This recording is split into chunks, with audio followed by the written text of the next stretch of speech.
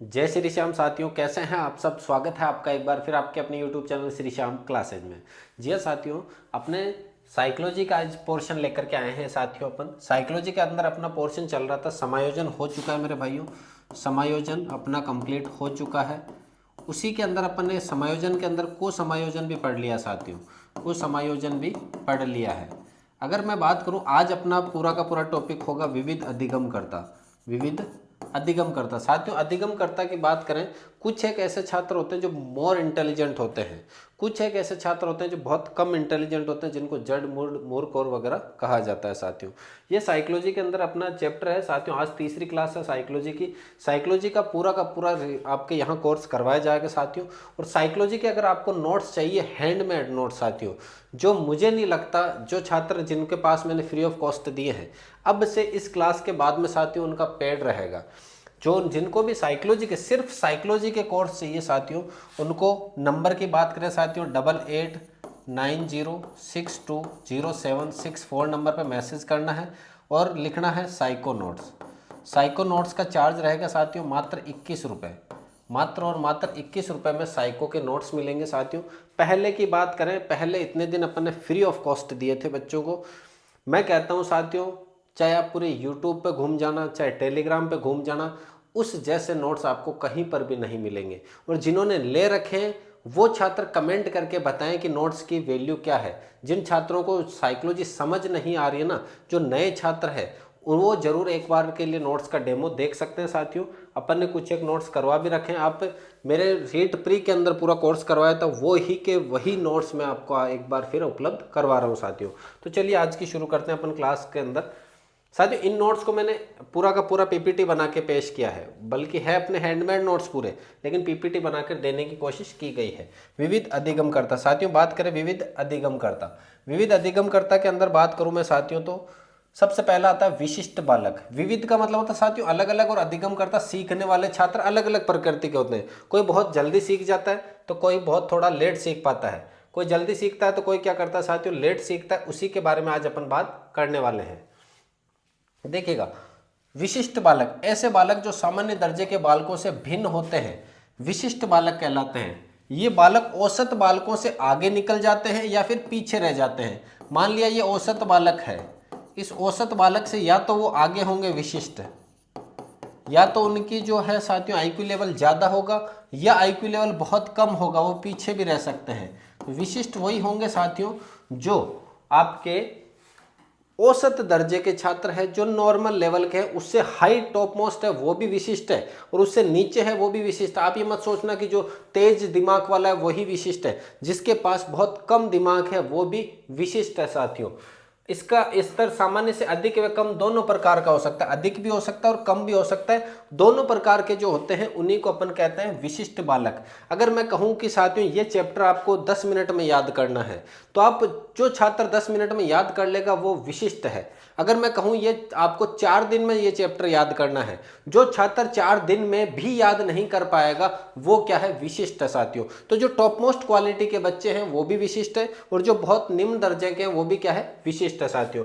अर्थात इसके अंदर पहली है प्रतिभाशाली बालक, जिनका आईक्यू लेवल 130 या 40 से या फिर अधिक भी होता है, उनको कहते हैं प्रतिभाशाली। गॉड गिफ्टेड बच्चे होते हैं जो रैंक लेकर के आते हैं, टॉप 1 2 3 4, ये जो रैंक लेकर के आते हैं ना साथियों, ये प्रतिभाशाली गॉड गिफ्टेड बच्चे होते हैं, जो हर एक क्लास से, पहली क्लास से ही टॉपर रहते हैं, प्रतिभाशाली बालक। सृजनशील बालक के आईक्यू लेवल 110 प्लस होता है। इसके जस्ट बाद में आता है सर्जनशील बालक। सर्जनशील बालक क्या होता है, मैंने ये दे दिए उनको, ये इस प्रकार से मैंने खिलौने दे दिए छोटे छोटे।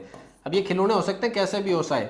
वो बच्चा क्या करेगा, इन खिलौनों को जोड़ करके नया बनाने की कोशिश करता है। सर्जनशील का मतलब होता है तोड़ फोड़ बहुत ज्यादा करता है, वो नए नए आविष्कार बहुत जल्दी करता है। ऐसे बच्चों को कहा जाता है सर्जनशील बालक। सर्जनशील का मतलब होता है विभिन्न अनुपयोगी वस्तुओं से नवीन वस्तु बनाता है ना, उसको कहते हैं अपन सर्जनशील। जैसे कवि होता है, कोई भी कैसा भी लेकर, अगर मैं कहूँ इस बोर्ड के ऊपर शायरी बनानी है तो वो हाथ तो हाथ चुटकियों के अंदर शायरी बना देगा। वैज्ञानिक जो नई नई खोज करता है, इंजीनियर जो नए नए आविष्कार करता है साथियों, खोज वगैरह, इंजीनियर हो गया आपके, वैज्ञानिक हो गए, कवि हो गया, जो आपके टीचर भी होते हैं ना, जो अलग अलग शायरियों के द्वारा पढ़ाते हैं या अपना कोई कॉन्सेप्ट लेकर के आते हैं, जिस प्रकार से वो पढ़ाते हैं वो क्या है, सर्जनशील बालक की पहचान होती है। जो आपके शॉर्ट नोट्स है, जो शॉर्ट क्लासें शायद ही यूट्यूब पे कहीं चलती है, अपन शॉर्ट क्लासें पढ़ाते हैं। तो साथियों ये भी क्या है कि नए आविष्कार जो होता है ना, नए नए खोज करना ही क्या साथियों सर्जनशील बालक की पहचान होती है। उसका आईक्यू लेवल 110 प्लस होता है साथियों।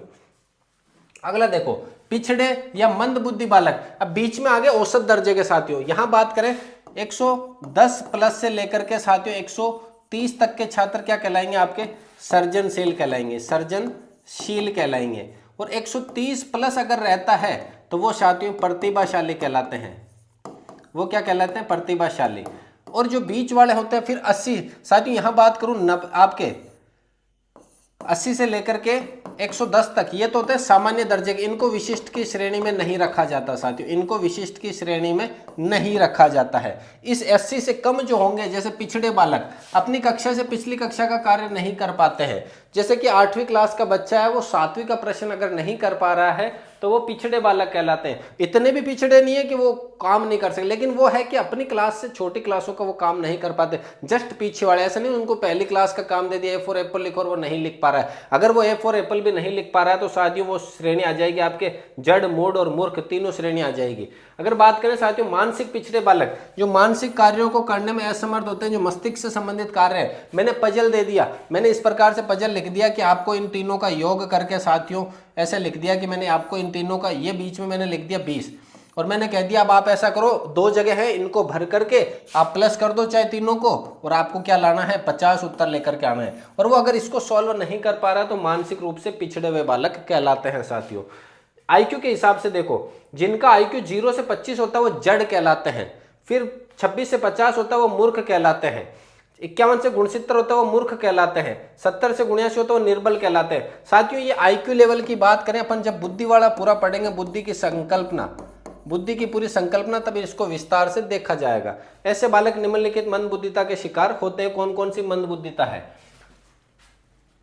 मंगोलिज्म, जिसका सिर क्या होता है मंगोल जाति के समान होता है। मंगोल जाति आपने देखोगा यहाँ से सर होता है वो थोड़ा बड़ा होता है, यहाँ वाला सर होता है ना साथियों बड़ा होता है, बाल थोड़ा सा पीछे की तरफ होता है, इसको अपन बोलते हैं ललाट। ये ललाट क्या होता है, थोड़ा सामान्य इंडियन से थोड़ा सा क्या होगा ज्यादा बड़ा होता है मंगोलिज्म। क्रेटिनिज्म, शरीर अधिकतम 3 फीट तक ही रह जाता है, 3 फीट से ज्यादा शरीर नहीं हो पाता है, क्रेटिनिज्म होता है साथियों। विविध अधिगमकर्ता की अगर बात करें ना, ये देखिएगा ऐसे बालक जो निम्नलिखित मंद बुद्धिता के शिकार होते हैं उनका ये रोग होते हैं इनके अंदर। हाइड्रोसिफिली, सिर 32 इंच के समान होता है साथियों। हाइड्रोसिफिली का मतलब आपको समझना है सिर के अंदर पानी भर जाता है। हाइड्रो का मतलब जल हो गया, सिर के अंदर पानी, तो इससे आपको याद रह जाएगा सिर के अंदर पानी का मतलब हो गया सिर क्या हो जाता है बड़ा हो जाता है, तो 32 इंच से हो जाता है। माइक्रो, माइक्रो का मतलब क्या होता है साथियों छोटा, तो सर क्या रह जाता है इनका छोटा, 8 से 9 इंच का ही रह जाता है सर। ऐसे बालक मानसिक विकास में 10 वर्ष के बालक के समान ही होते हैं साथियों। इनका मस्तिष्क इस प्रकार से रहता है कि ये बालक जो 10 साल का बच्चा होता है ना उसी के समान व्यवहार करते हैं। इनके मस्तिष्क के हिसाब से इनकी जो बुद्धिता रह जाती है वो मंद रह जाती है, कोई भी कैसा भी कार्य ये सही से नहीं कर पाते हैं। बाल अपराधी बालक भी विशिष्ट बालक कहलाता है। 16 वर्ष से कम आयु का बालक कानून का उल्लंघन करता है, चोरी करता है, डकैती करता है, वो भी क्या है साथियों विशिष्ट बालक है, बाल अपराधी बालक। सामाजिक मान्यताओं के विरुद्ध व्यवहार करता है ये बालक, उदाहरण चोरी करना, झूठ बोलना, झगड़ा करना, विद्यालय से अनुपस्थित रहना, शिक्षकों से बदतमीजी करना, ये सब कार्य कौन करता है, बाल अपराधी बालक करता है साथियों। उम्मीद करता हूँ क्लास अच्छी लग रही होगी। अगर अच्छी लग रही है साथियों कमेंट जरूर करना है, आपका कमेंट ही हमें हौसला देता है। ये सिलेबस साथियों अपन ने बीड़ा उठाया ना कि साइको को अच्छे से कराएंगे, साइको का जो डर है ना आपका वो खत्म करेंगे। मैंने ये लिखा हुआ है, साइको का जो डर है ना आपका ये खत्म करने का जिम्मा अगर अपन ने लिया है। आज तीसरी क्लास है तो ये क्लास पूरी भी करवाएंगे, पूरा कोर्स करवाएंगे और साइको को जो डर है ना आपके अंदर वो पूरा का पूरा खत्म किया जाएगा साथियों। देखिएगा अगला, वंचित या विशेष योग्यजन बालक, ऐसा कोई भी बालक जो किसी भी शारीरिक विकार के कारण समाज के अवसरों से वंचित रह जाए। वंचित या विशेष का मतलब हो गया वंचित रह जाता है कोई भी कैसा भी कारण हो, जैसे समाज के अंदर प्रतियोगिता हो रही है अभी के समय, अगर खेलों की बात करें तो स्कूलों के अंदर प्रतियोगिताएं चल रही है, तो रनिंग की कोई प्रतियोगिता है, वो बालक शारीरिक विकार के कारण पैर से विकलांग है इसलिए वो भाग नहीं ले सकता, तो उसको कहा जाता है वंचित या विशेष योग्य जन बालक। इन बालकों में निम्नलिखित शारीरिक विकार पाए जाते हैं। दृष्टि विकार, ब्लाइंड चाइल्ड कहता है, ब्रेल लिपि काम में ली जाती है। ब्रेल लिपि के अंदर क्या होता है साथियों, एक अक्षर की आकृति में 6 छिद्र होते हैं। प्रत्येक अक्षर अगर अपन लिखेंगे तो उसके अंदर 6 छिद्र होंगे। जैसे मैंने लिखा बी, तो अब बी के अंदर 6 के 6 छिद्र होंगे साथियों। इस प्रकार से कितने छिद्र होंगे? 6 छिद्र होंगे। ब्रेल लिपि में भी किस प्रकार से 6 छिद्र होते हैं, प्रत्येक अक्षर की आकृति में 6 छिद्र होते हैं। अगला मुख बधिर बालक। मुख बधिर बालक क्या होता है? संकेत लिपि का प्रयोग करते हैं, बोलने में क्या होता है साथियों? नहीं बोल पाते हैं वो। अस्थि विकार, जिनकी हड्डियां क्या होती है साथियों? अनुचित जुड़ना या विकृति हो जाती है, हड्डियां अलग अलग तरीके से जुड़ जाती है, टूटने कहीं जुड़ने कहीं से चाहिए थी, जुड़ गई कहीं से, इसलिए उनके अंदर क्या हो जाता है? अस्थि यानी हड्डी का विकार हो जाता है। ऐसे सभी बालकों के साथ शिक्षक को सहानुभूति युक्त व्यवहार करना चाहिए। शिक्षक को उनको डांटना नहीं चाहिए, उनको ये नहीं कि क्लास में अलग से व्यवहार करें, उनके साथ सहानुभूति दिखानी चाहिए साथियों। क्या करना चाहिए? सहानुभूति दिखानी चाहिए ऐसे बालकों के साथ में। अगला देखिएगा, अधिगम की कठिनाइयां। ऐसे बालकों में अधिगम की कठिनाइयां क्या क्या होती है? अधिगम अक्षमता शब्द का प्रयोग। अधिगम अक्षमता शब्द का प्रयोग सर्वप्रथम 1963 में सैमुअल क्रिक ने किया था साथियों। मोस्ट इंपॉर्टेंट है, बहुत बार एग्जाम में पूछा वो ये भी है। अधिगम अक्षमता का प्रयोग सबसे पहले सैमुअल क्रिक ने करा है। इसका याद किस प्रकार से करा है? सैमुअल जब फुटबॉल के किक लगाता था तो उसके अधिगम में क्या होती थी साथियों? कठिनाइयां यानी अक्षमता होती थी। सैमुअल जब फुटबॉल के किक लगाता था, कब लगाता था? 1963 में लगाता था। सैमुअल जब फुटबॉल के 1963 में किक लगाता था तो उसके अधिगम में कठिनाइयां या अक्षमता होती थी। ये याद रखना अपन को मोस्ट इंपोर्टेंट है साथियों। अधिगम अक्षमता की प्रयोग सबसे पहले किसने करा है? केंद्रीय तंत्रिका तंत्र में उत्पन्न विकार, जिसके कारण पठन, लेखन, सुनने में, तर्क करने में, भाषण में, गणितीय गतिविधियों में संबंधित क्रियाओं में क्या होता है साथियों? दोष उत्पन्न हो जाता है। केंद्रीय तंत्रिका तंत्र यानी मस्तिष्क में उत्पन्न विकार के कारण पढ़ने में समस्या आती है, लिखने में समस्या आती है, सुनने में समस्या आती है, तर्क करने में, बातचीत करने में, सोचने समझने में समस्या आती है, भाषण देने में समस्या, गणित की कैलकुलेशन करने में समस्या आती है साथियों। अब देखिएगा, ये सब की समस्याएं किसकी वजह से आती है? मस्तिष्क के अंदर उत्पन्न विकार की वजह से। अधिगम असहायतापन साथियों, ध्यान रखना, अक्षमता अलग है, असहायतापन अलग है। इसकी खोज करिए सेलिगमैन और मायर दोनों ने मिलकर के साथियों। अगला देखो, अधिगम असामान्यता की प्रकृति कैसी हो? जो अधिगम असामान्य होता है ना, जो इसका अधिगम असामान्य मतलब वो सही से नहीं सीख पाता, उसमें कौन कौन सी प्रकृति होती है? आंतरिक विकार, अंदर की ओर कोई ना कोई विकार होगा। स्थायी स्वरूप नहीं साथियों, उनका स्वरूप जो है स्थायी नहीं रहता है। जैसे कि बात करें, अगर वो खड़ा है तो हिलता बहुत ज्यादा है, जिस वजह से वो आराम से नहीं सीख पाता है। केंद्रीय तंत्रिका तंत्र से संबंधित होता है उसका विकार। मस्तिष्क में कोई ना कोई समस्या है जिसकी वजह से वो असामान्य तरह की प्रकृति की तरह व्यवहार करता है। जैविक समस्या, बचपन से कोई समस्या है, उसके शुरू से कोई समस्या है, वो भी असामान्यता की प्रकृति में आता है। मनोवैज्ञानिक समस्या, कोई साइकोलॉजिकल इफेक्ट है कि जैसे कई बच्चे, दो बच्चे आपस में पढ़ रहे हैं, अब एक बच्चा ऐसा है कि अगर उसको पास में जाकर के कह दिया कि यार रीट के एग्जाम तो जनवरी में नहीं होंगे, अब उसके माइंड में ये चला और वो 10 बच्चों से पूछेगा, यूट्यूब पे देखेगा, टेलीग्राम पे देखेगा कि यार क्या पता इस बच्चे ने ऐसा क्यों कहा है। एक वो जो अपने पढ़ाई में मस्त होंगे नहीं होंगे, जनवरी में नहीं, फरवरी, मार्च, अप्रैल कहीं पर भी हो जाएंगे, अपने को कोई लेना देना नहीं है। तो एक मनोवैज्ञानिक समस्या होती है जिसने अगर किसी ने कोई बात कह दी, साइकोलॉजिकल इफेक्ट उस पर बहुत जल्दी पड़ता है। जीवन की किसी भी अवस्था में हो सकती है साथियों असामान्यता। जरूरी नहीं है कि अभी असामान्यता हो, अभी वो सब कुछ नॉर्मल है, लेकिन हो सकता है बाद में कोई ऐसा तनाव हो, बाद में कोई ऐसी चोट आपके साथ में हो जाए, वो उस वजह से साथियों हो सकता है कि असामान्यता का व्यवहार हो सकता है। भगवान ना करे किसी के साथ बाद में ऐसा हो। अधिगम असामान्यता के कारण क्या क्या है? वंशानुगत कारण हो सकता है। वंशानुगत यानी बचपन से असहायतापन, माता पिता, दादा दादी, उनके अगर वो कहें एक अगर कमजोर है तो दादी वाले गुण भी आ सकते हैं, वंशानुगत हो सकता है। मस्तिष्क में कोई विकार हो गया, चोट लग गई जिसकी वजह से ऐसा हो सकता है। वातावरण ही ऐसा है आपके यहाँ का, आस पड़ोस का, जिसकी वजह से भी ऐसा हो सकता है। जन्म पूर्व कारण भी हो सकता है साथियों, जन्म से पहले से कोई कारण ऐसा हो गया जिसकी वजह से आपके अधिगम असहायता के कारण हो सकते हैं। अधिगम असहायता के लक्षण क्या होंगे? स्मृति कमजोर होगी, याददाश्त कमजोर हो जाएगी, प्रत्यक्षीकरण कमजोर हो जाएगा।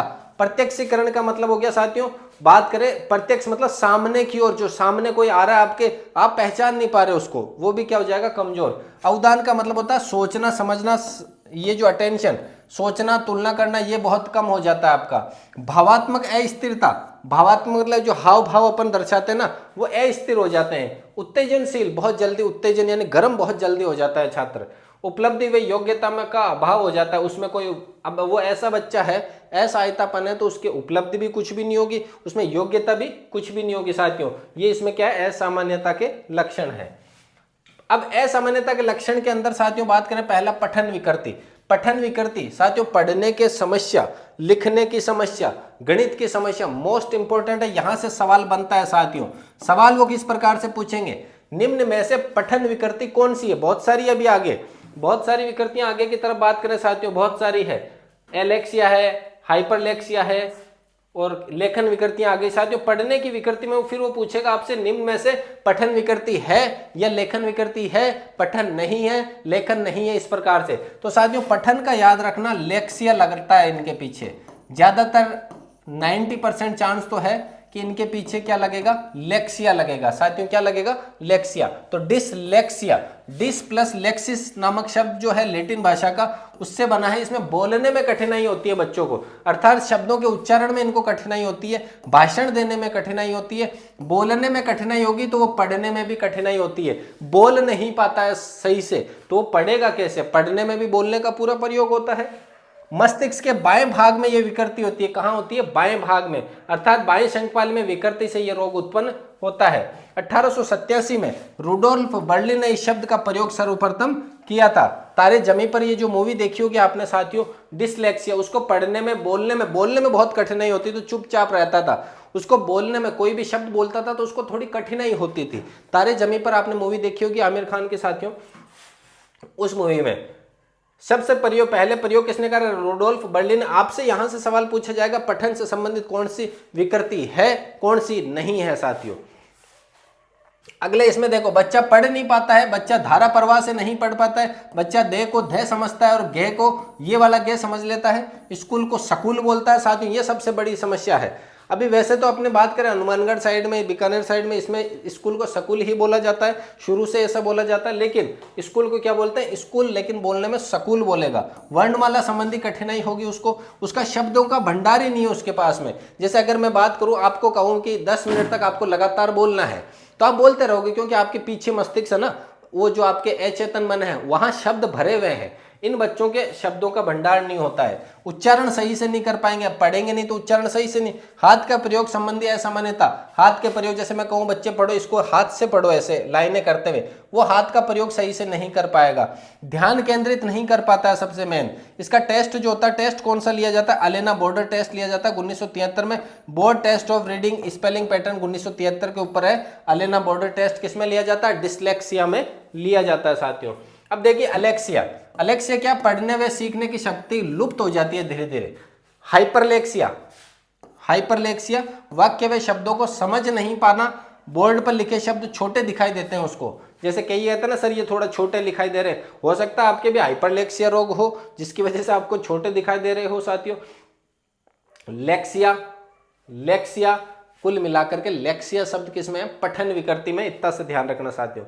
अगला देखो, लेखन की विकृतियां। लेखन में डिसग्राफिया, ग्राफिया साथियों लेखन विकृति होती है। कमजोर हस्तलेखन हो जाएगा, अशुद्ध, गलत तथा बोलते हुए लिखना, अनियमित लेखन। साथियों लेखन की पूछेगा, लेखन की कौन सी है, तो ग्राफ बनाते समय अपन क्या करते हैं साथियों, लिखते ही तो है। ग्राफ बनाते समय क्या करते हैं, लिखते हैं हाथ से, तो ये लेखन की विकृति है। क्या है, लेखन की विकृति है, लेखन विकृति है साथियों। कमजोर हस्तलेखन, हाथ से राइटिंग कमजोर हो जाएगी। अशुद्ध लिख देता है, उसको मात्राओं का इतना नॉलेज नहीं रहेगा। गलत लिखते हुए, बोलते हुए लिखता है। कई छात्रों ने तो बोल बोल के लिखते हैं, राम खाना खाता है, वो बोलता है और लिखता है। अनियमित लेखन रहेगा, ऊपर नीचे रहेगा। जैसे कई रहता है टीचर यहां से लिखना शुरू करते हैं, इधर आ जाते हैं, तो वो भी क्या है साथियों, अनियमित लेखन है।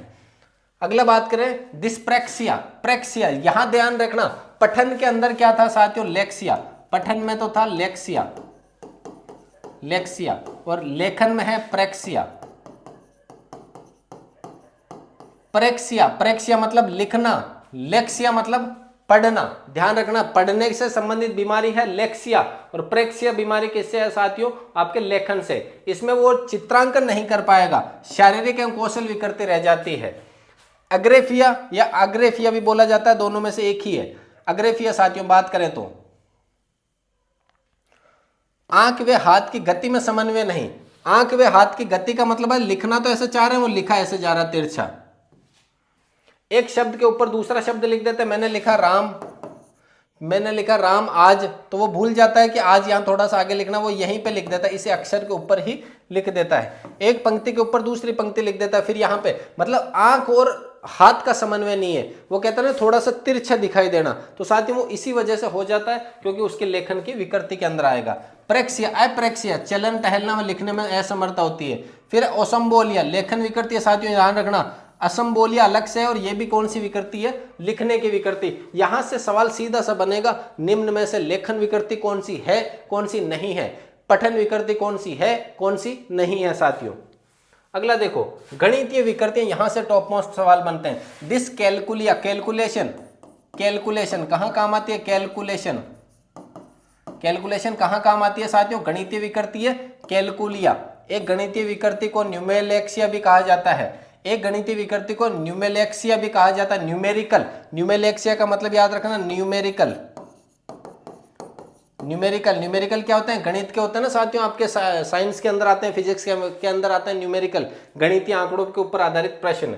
ऐसे बालक क्या करते हैं, नाम, चेहरा, गणना, संकेत, दिशा, चेकबुक का उपयोग सही से नहीं कर पाते। अब आप कहोगे चेकबुक का कैसे, वो गणित के कैलकुलेशन नहीं कर पाएंगे तो चेकबुक का कैसे करेंगे। नकल लेन देन नहीं कर पाते क्योंकि उनको कैलकुलेशन का नॉलेज नहीं है। समय सारणी नहीं बना पाते, कब समय 7:30 से, अगर मैं कह दूं स्कूल का टाइम टेबल बनाना है आपको, ये पूरा का पूरा टाइम टेबल बनाना है और 4 पीरियड पहले लंच से पहले के सेट करने, 7 से 7:30 तक का, 7:30 से 8 तक का, 8 से 8:30 तक का और 8:30 से 9 तक के आप पीरियड सेट कर दीजिए साथियों। वो नहीं कर पाएगा क्योंकि उसको कैलकुलेशन का नॉलेज नहीं है कि कौन सा पीरियड कितने बजे तक का लगाना है, कितने का नहीं लगाना। इस प्रकार से कंप्यूटर गेम्स खिलवाकर, पजल सॉल्व करवाकर इस कमी को दूर किया जा सकता है। छोटी छोटी उनको पजल सॉल्व करवाई जाए, कंप्यूटर पर गेम खिलवाए जाए, यहां पर साथियों गणितीय कैलकुलेशन सही से कर पाएगा।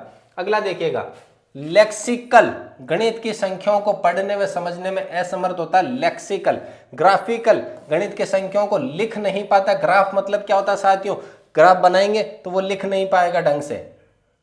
अगला वर्बल, वर्बल में गणित की संख्याओं को बोल नहीं पाता है। अब भाषा संचार की विकृतियां, भाषा यानी बोलने की विकृतियां। अफेजा, मौखिक भाषा को ना तो ढंग से ग्रहण करेगा ना ही व्यक्त करेगा, उसे कहेंगे अफेजा।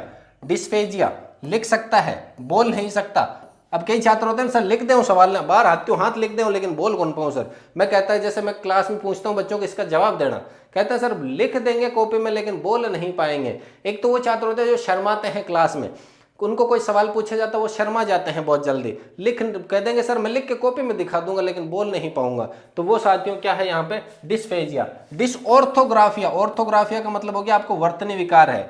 ऑडिटर प्रोसेसिंग यानी श्रवण विकार है। डिमेंशिया यानी स्मृति कमजोर हो जाती है और तार्किक शक्ति क्या हो जाती है साथियों, कम हो जाती है। अब साथियों यहाँ पर साइकोलॉजी की बात करें, अपने साइकोलॉजी का ये पूरा हो चुका है साथियों। यहाँ पर अगर मैं बात करूं आपसे, लगभग पूरा हो चुका है। विविध अधिगमकर्ता जितने भी थे साथियों, मेरे नोट्स में जितने भी थे हो चुके हैं, बिल्कुल सरल और सीधी भाषा में, एज इट इज नोट्स के अंदर पूरी की पूरी भाषा है साथियों। पूरी की पूरी भाषा किस में है, नोट्स में रहेगी साथियों। अगर मैं बात करूं तो आपके पूरी की पूरी नोट्स में रहेगी साथियों, एक भी इधर उधर नहीं है।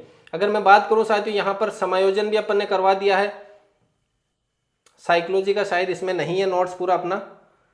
तो साथियों अगर ये नोट्स आपको चाहिए तो इस नंबर पे मैसेज करना है, लिखना है 3rd grade REET mains notes लिख दो साथियों, रीट मेंस साइको नोट्स। मात्र और मात्र 21 रुपये शुल्क रहेगा साथियों, ज्यादा कोई चार्ज नहीं है। 21 रुपये शुल्क इसलिए लिखा है ताकि जिसको जरूरत हो वही इसका फायदा उठा पाए साथियों। अभी सिर्फ और सिर्फ साइको के नोट्स दे रहे, बाद में अपन इसमें शैक्षिक परिदृश्य के नोट्स भी ऐड करेंगे, बाद में अपन टीचिंग मेथड भी ऐड करेंगे, बाद में आपके टीचिंग मेथड के साथ साथ में साथियों अपन ऐड करेंगे राजस्थान का सामान्य ज्ञान भी, फिर ऐड करते जाएंगे साथियों। यहाँ पर अभी शुरुआत में इसकी प्राइस रखी है अपन ने 21 रुपये साथियों। तो साथियों 21 रुपये सिर्फ और सिर्फ एक चार्ज इसलिए है ताकि हर एक छात्र मैसेज ना करे जबरदस्ती के, जिनको नहीं चाहिए वो मैसेज ना करें, जिनको अच्छे लगते हैं, जिन्होंने अच्छे ले रखे हैं साथियों, जो पढ़ रहे हैं वो कमेंट जरूर करना कि क्लास कैसी लगी है साथियों। अगर क्लास पसंद आई है तो वीडियो को लाइक, चैनल को शेयर और सब्सक्राइब जरूर करें मेरे भाइयों। मिलते हैं अगली क्लास में, तब तक के लिए जय हिंद, वंदे मातरम।